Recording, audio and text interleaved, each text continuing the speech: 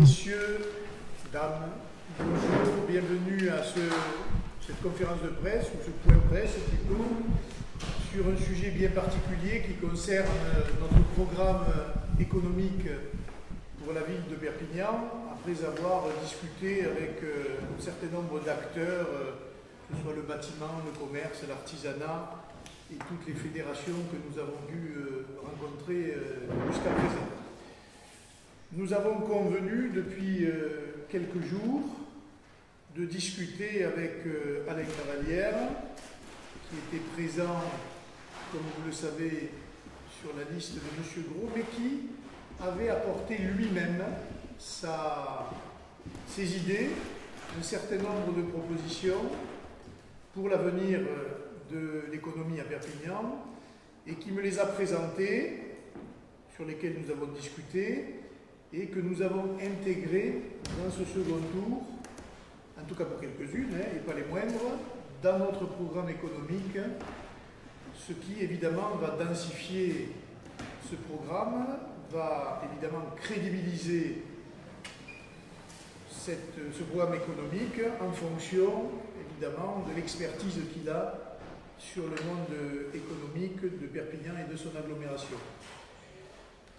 Je crois que c'est important parce que dans la situation que nous vivons de l'après-Covid, avec les difficultés à venir sur l'ensemble des filières, que ce soit la restauration, l'hôtellerie, le tourisme évidemment, mais pas seulement, les services, le commerce et l'artisanat, je pense que M. Cavalière est tout à fait aujourd'hui conscient de ces problèmes et aussi tout à fait mobilisé pour apporter, au nom de l'intérêt général, j'allais dire, ses idées et sa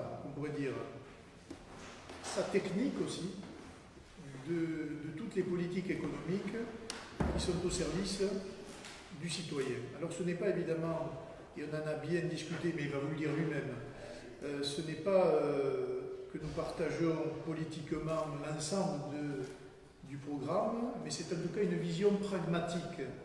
Et ça prouve une chose, c'est qu'à Perpignan, nous avons dépassé ces clivages-là de politique politicienne pour nous préoccuper dans la situation où nous sommes de l'avenir économique et social de Perpignan, parce qu'il y a évidemment une dimension sociale très importante.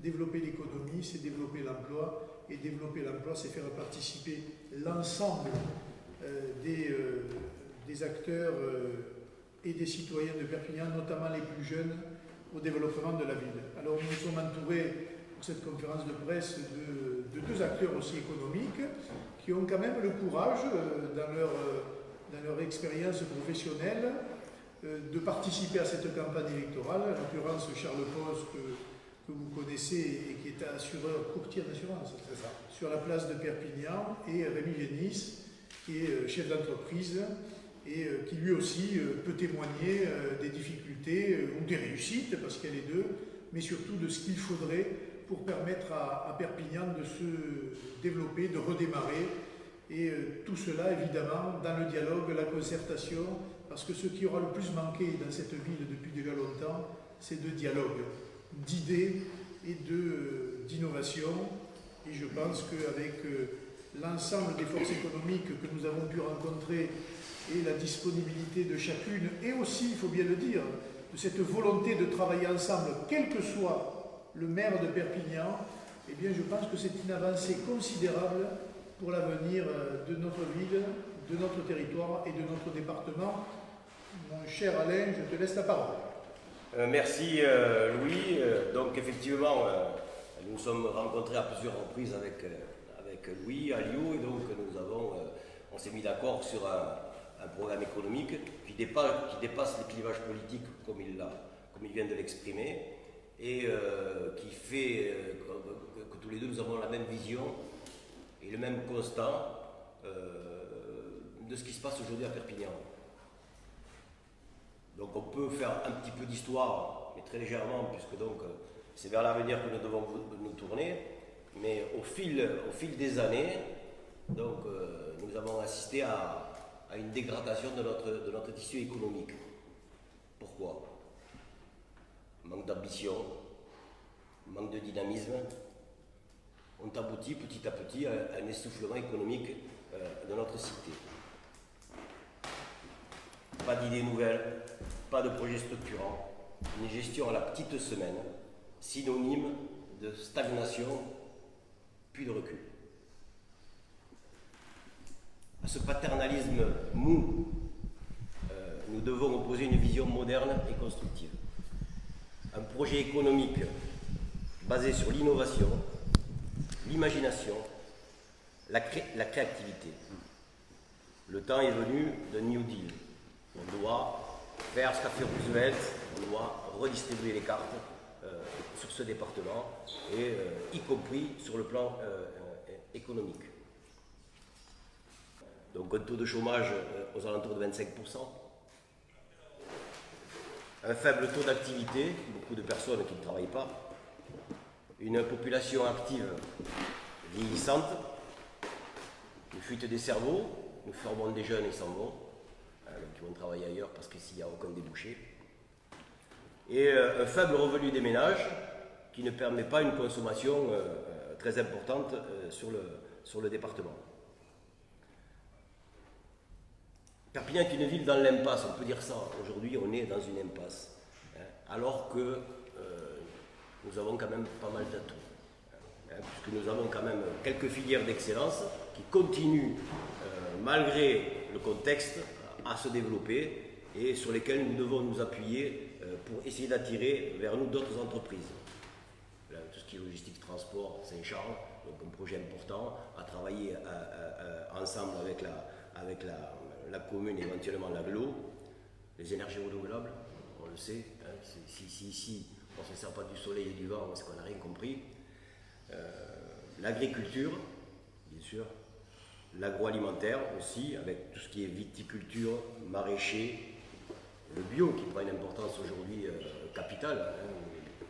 Avec le Covid, les gens ont réfléchi encore plus à leur manière qu'ils avaient de vivre et de consommer. Donc je pense que là aussi on a quand même un boulevard. Le tourisme, bien évidemment, avec tout ce qui concerne un tourisme culturel que nous devons mettre ou remettre en place. Tout ce qui concerne aussi ce qui tourne autour du vin, parce qu'on a quand même une viticulture performante, et on peut développer autour de ça des projets qui amènent un tourisme de classe et de qualité avec des moyens un peu plus importants que ce tourisme qu'on accueille actuellement. Donc avec ces filières qui sont des filières d'importance, il nous appartient à nous en tant que mairie demain d'attirer de nouvelles entreprises, de faire valoir ce savoir qui est là et de dire bon, vous pouvez venir vous installer sur notre département. Pas pour s'endormir sur ses lauriers et dire bon, on fait rien, on gère la petite semaine. C'est pas ça la politique. Une politique économique dynamique, une politique économique qui crée de l'emploi, une politique économique qui veut aller de l'avant. C'est pas ça qu'on a eu pendant des années. C'est pas ça qu'on a eu pendant des années. C'est pas méchant de le dire, c'est même pas critique, c'est un constat. Depuis des lustres, on en avait parlé déjà, et donc c'est vrai que c'est quelque chose qui me choque, parce que ça peut servir donc d'ouverture sur le monde, de faire venir des entreprises à Barcelone, de les recevoir, éventuellement de les amener à Perpignan, et ça peut servir à nos entreprises qui veulent se développer, d'avoir la possibilité d'avoir un bureau sur place, avec une logistique, une structure, un secrétariat qui puisse donc faciliter la possibilité pour les entreprises d'avoir des rendez-vous à tous les niveaux. Donc ça, c'est pas fait. Donc je pense que rien que ça, déjà, ça mériterait une relance totale. Ensuite, ça c'est pour le bureau de Barcelone. Ensuite, pour redynamiser l'agence de développement économique, donc il y a quelques grands thèmes. Donc l'accompagnement, on doit accompagner un chef d'entreprise dans toutes ses démarches. Il a besoin d'un appartement, on doit lui trouver. Il a besoin d'une école pour ses enfants, on doit être là pour l'aider. Il faut qu'on facilite au maximum la tâche des entreprises qui veulent s'installer sur notre département. Donc on accompagne le chef d'entreprise. Après on l'écoute. De quoi a-t-il besoin? D'un grand terrain, d'un petit terrain, d'un terrain moyen, de plusieurs hectares. c'est à nous de nous mettre à l'écoute, c'est pas le contraire. C'est pas lui qui doit téléphoner à l'agglo et dire est-ce que vous avez un terrain? On a le terrain, bien sûr que oui, c'est même pas la peine qu'il pose la question, c'est sûr qu'on l'a. D'une manière ou d'une autre, on l'aura. Donc c'est à nous de nous débrouiller pour mettre en place les choses pour qu'il puisse s'installer dans ces bonnes conditions à lui. C'est pas nous. Nous, on est là pour faciliter. Après, bon, il faut aussi que dans ce cadre-là, nous soyons en capacité d'évaluer ses besoins, ses réels besoins.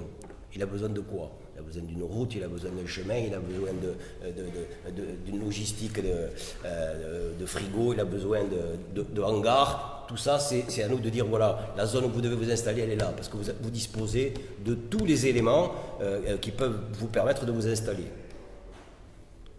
Après, établir un lien de confiance, mais ça, bon, ça me paraît naturel, hein.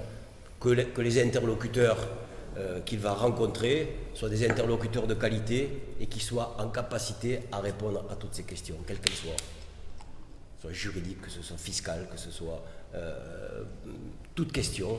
On doit être en capacité, avec rapidité et efficacité, de répondre à cette problématique. Et c'est important ça, parce que combien d'entreprises ne sont pas venues sur le département parce qu'elles n'ont pas eu cette écoute. Au niveau de la fiscalité, bon, ça c'est sûr que bon, une baisse de la CFE pour toutes les entreprises. De combien? Bon, je ne sais pas, à voir ça. J'ai pas de... On a la plus haute de France dans la strate, donc... Sachant qu'on a une action uniquement sur la part communale, hein, qu'on n'est pas en capacité de... Hein, parce que cette part-là, bon, ce sera à nous peut-être de fixer un cadre bon, qui ne soit pas non plus trop contraignant pour la commune. Et après, là, je vais vous donner le chiffre, exonération totale pour les nouvelles entreprises pendant 2 ans. Donc là, c'est 0. Fiscalité, 0. Pendant 2 ans? Ouais. Pour celles qui viennent créer des emplois. Exactement. Donc avec bien sûr, on ne se contentera pas de promesses. Le gars qui vient, il dit je vais créer 100 emplois, il faut qu'il les crée. On met en place un calendrier, on surveille. C'est pas un blanc-seing qu'on va donner aux chefs d'entreprise, hein, soyons clairs. Ensuite, il y a la partie commerce centre-ville, puisque donc l'économie c'est 2 volets. Il y a la partie entreprise et il y a la partie donc proximité et commerce de centre-ville et des quartiers environnants. On va aussi se permettre de jeter un œil sur ce qui se fait à Saint-Assisque ou sur d'autres quartiers ou Moulavant peut-être, où il y a peut-être des choses à faire. Donc on se propose donc d'organiser les premiers états généraux du centre-ville avec pour idée générale de rassembler tous les acteurs du commerce du centre-ville. Donc c'était les associations, la CCI, le MEDEF, l'UPE, la CPME, les commerçants hors association, parce qu'il y en a qui sont totalement, qui ne sont pas intéressés dans les associations, mais parfois ont des choses intéressantes à dire. Et avec toute cette réunion de personnes, on a vu la possibilité de le faire au Palais des Congrès, une grande réunion, on donnera la parole à tout le monde pourra s'exprimer, parler. Je crois qu'il n'y aura pas d'ostracisme, tout le monde parlera. À partir de là, il nous appartiendra à nous d'établir un constat, à partir de leurs expériences personnelles, de tout ce qu'ils vont nous dire, et de commencer à lancer des pistes de réflexion. Donc tout ça, c'est dans les 100 jours. C'est-à-dire que bon, si on part de maintenant, ce sera fin septembre, début octobre. C'est une garantie qu'apporte, parce qu'avec lui, on s'est bien entendu là-dessus. Dans les 100 premiers jours, la première chose qu'on va faire, c'est ça. Enfin, après d'autres choses. Mais au niveau du commerce local, c'est ça. Donc on réunit tous les acteurs, on essaye on fait une grande messe, et à partir de là, bon, on essaie nous d'en tirer les conséquences, d'en faire une synthèse, et de proposer cette synthèse, de refaire après une deuxième réunion, où on va dire, à partir de ce premier constat, comment on peut améliorer le commerce du centre-ville. Il y a des pistes déjà qui existent. Donc, si la ville est belle et embellie, les gens seront enclins à revenir au centre.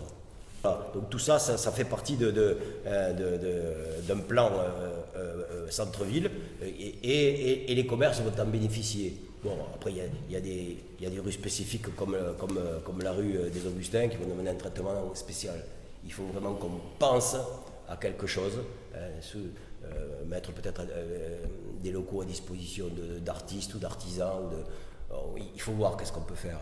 Créer une rue dédiée au Roussillon, j'en sais rien. Faire quelque chose qui est un attrait supplémentaire touristique pour amener les gens à revenir vers la rue des Augustins, qui était la rue centrale il y a quelques années. Donc ça c'est pour la partie réunion.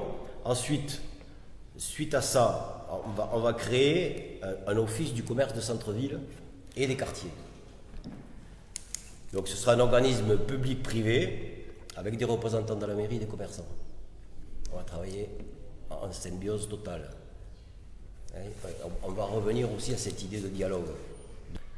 Bon, après tout ce qui est stationnement, c'est sûr que là c'est le gros problème de Perpignan. Donc gratuit, pas gratuit, les bus, enfin bon, c'est tout ça. On peut pas dire qu'on va mettre en place un tramway. Moi j'appelle ça je disais à M. Alliot hier, à Louis, je disais un tramway nommé Beyrouth. C'est pas un tramway nommé Désir, c'est un tramway nommé Beyrouth. Pourquoi? Parce que c'est 4 ans de travaux, un tramway, c'est 400 millions d'euros. Et si on fait 4 ans de travaux en centre-ville, je peux vous dire que le commerce, tout ce qu'on a mis en place, c'est mort. Okay. Donc ce sont des projets qui sont inadaptés. C'est plus ce qu'on doit faire. Ce qu'on doit faire, c'est peut-être effectivement des parkings relais avec des navettes beaucoup plus non polluantes qu'aujourd'hui. On a ces bus immenses. Mieux cadencés. Ouais. Donc, et arriver à drainer les gens beaucoup plus sur le centre-ville et de manière beaucoup plus efficace. Pour les placards, peut-être il y a des choses qu'on ignore, mais sur le plan économie, c'est ce qu'on peut faire. Et ça diffère peu des choses qu'on aurait pu mettre en place avec Romain Gros. Je veux dire que l'économie, c'est la même pour tout le monde. Hein. Il n'y a pas une économie d'un candidat, une économie d'un autre. Il y a quelque chose qui est positif et performant, hein, et puis il y a ce que j'ai dénoncé au début, ce paternalisme mou qui veut qu'on continue à gérer ça comme une pension de famille. Perpignan, c'est pas une pension de famille.